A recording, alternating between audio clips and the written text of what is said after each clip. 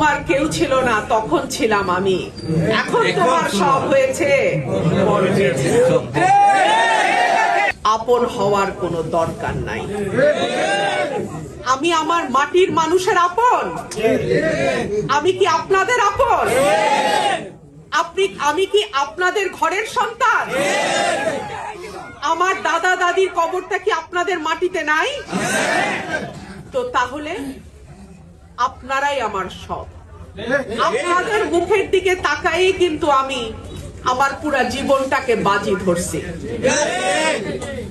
আপনাদের কাছে আমার বিনীত অনুরোধ থাকবে, মানুষ ভয় দেখাবে।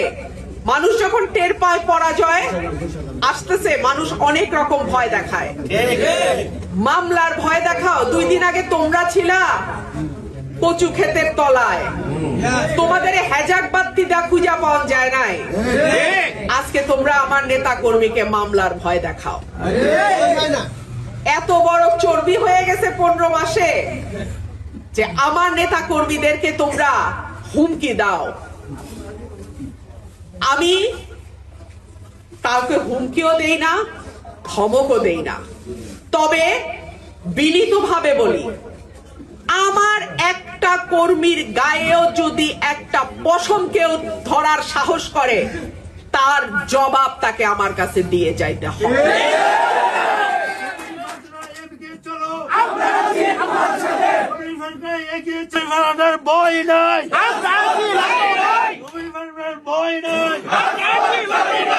আপনারা অনেকেই জানেন আমি মধ্যরাত পর্যন্ত থানার বাইরে বৈশা থাইকা ওই ছেলেকে ছুটায় নিয়ে গেছিলাম।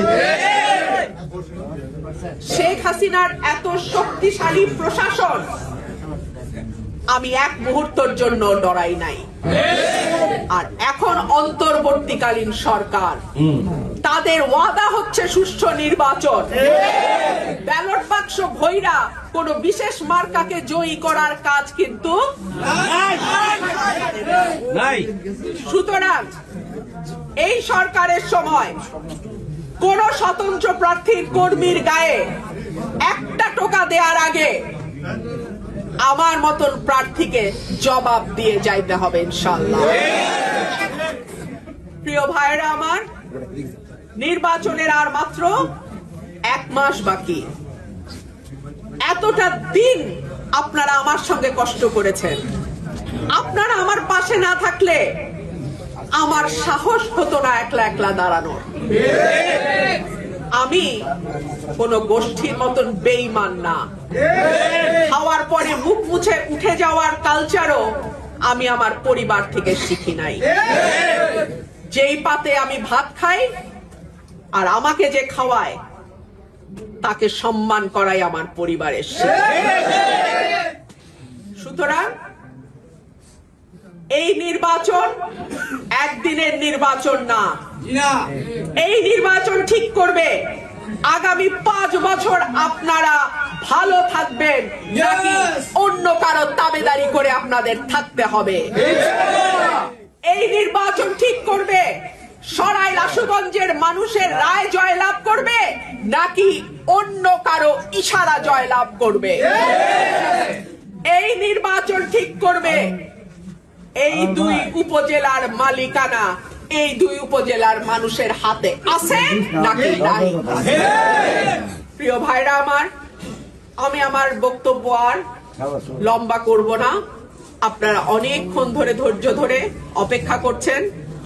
আপনারা সবাই দেশনেত্রী বেগম খালেদা জিয়ার কর্মী, দেশনেত্রী বেগম খালেদা জিয়ার একনিষ্ঠ সৈনিক।